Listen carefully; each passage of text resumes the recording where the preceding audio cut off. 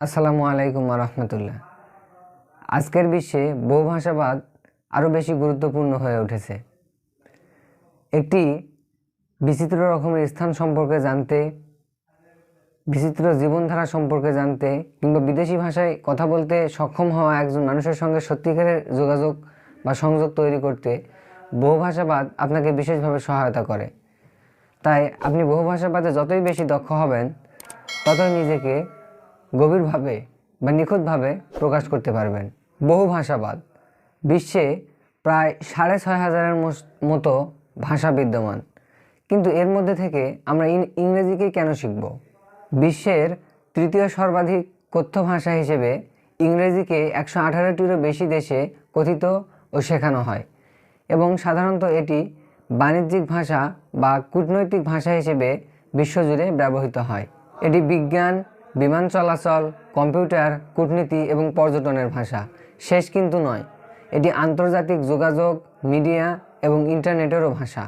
এটি পেশাদার বা ব্যক্তিগত যে কোনো কারণেই হোক না কেন, ইংরেজির গুরুত্ব বোঝা আপনাকে আপনার লক্ষ্যে পৌঁছাতে বিশেষভাবে সহায়তা করবে।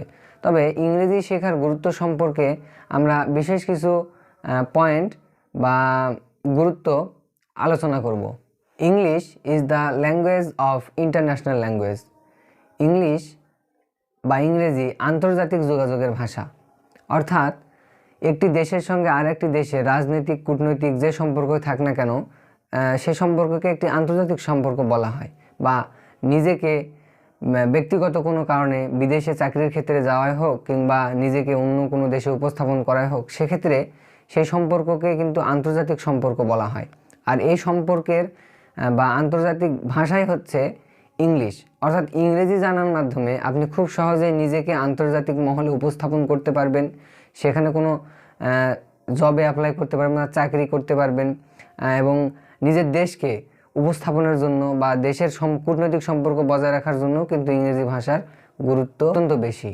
ব্রিটিশ কাউন্সিলের পরিসংখ্যান অনুযায়ী 2020 সালের মধ্যে পুরো বিশ্বের প্রায় 2 বিলিয়ন মানুষ ইংরেজি ভাষার প্রতি খুব বেশি আগ্রহী হয়ে উঠবে এবং ইংরেজি ভাষাকে আয়ত্ত করে ফেলবে 2020 সালের মধ্যে। এটা অলরেডি 2022 সাল। সো 2 বছর অলরেডি ক্রস হয়ে গেছে প্রায়, বা 1 বছর ক্রস হয়ে গেছে। তো বর্তমানে দেখা যাবে যে আবারও যদি পরিসংখ্যান করা যায়, দেখা যাবে যে 2 বিলিয়ন অলরেডি ক্রস হয়ে গিয়েছে। তো এতগুলো মানুষের মধ্যে আপনিও কিন্তু ইংরেজিকে খুব সহজে আয়ত্ত করতে পারেন। English gives access to more entertainment and more access the internet. অর্থাৎ ইংরেজি বিনোদন এবং ইন্টারনেট অ্যাক্সেসের সুযোগ করে দেয়। বিনোদনের ক্ষেত্রে আমরা সাধারণত ফেসবুক বা বিভিন্ন ওয়েবসাইট এগুলোকে ব্যবহার করে থাকি, বিভিন্ন অ্যাপস। তবে বিশ্বের জনপ্রিয় 52% ওয়েবসাইট ইংলিশে রচিত। জনপ্রিয় পপুলার আমরা যেই ওয়েবসাইটগুলো বা অ্যাপগুলোকে ব্যবহার করে থাকি, সেগুলোর 52% ইংলিশে রচিত।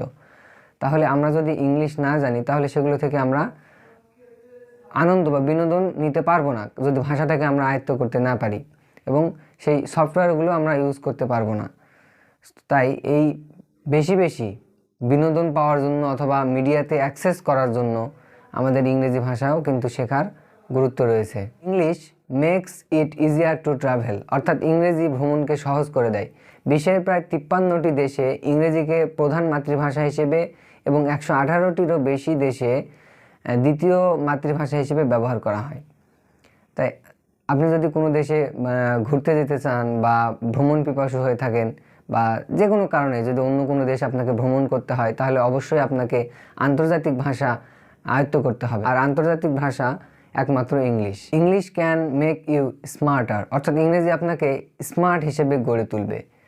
আমরা তো বাঙালি, বাংলা ভাষাতে কথা বলার পাশাপাশি আপনি যদি একটি আন্তর্জাতিক ভাষা হিসেবে ইংরেজিকে আয়ত্ত করতে পারেন, সেটি অবশ্যই আপনার জন্য একটি এক্সট্রা অর্ডিনারি বা অতিরিক্ত দক্ষতা হিসেবে কাজ করবে। ফলে আপনি যে কোনো কাজের ক্ষেত্রেই গ্রহণযোগ্যতা বেশি পাবেন এবং সম্মানও আপনার অনেক বেড়ে যাবে কাজের ক্ষেত্রে, যে কোনো ক্ষেত্রে, চাকরির ক্ষেত্রে। আর এছাড়াও অন্য রকমের ভাষা আয়ত্ত করার মাধ্যমে আমাদের মস্তিষ্কও কিন্তু অনেকটা শক্তিশালী হয়ে ওঠে। আর আপনার ক্যারিয়ার জীবনে হোক বা স্টুডেন্ট লাইফে হোক, আপনার গতিটা কিন্তু অগ্রগতি আরও বেড়ে যাবে। কিন্তু আমরা বাঙালি, বাংলাতেই আমাদের সব কিছু।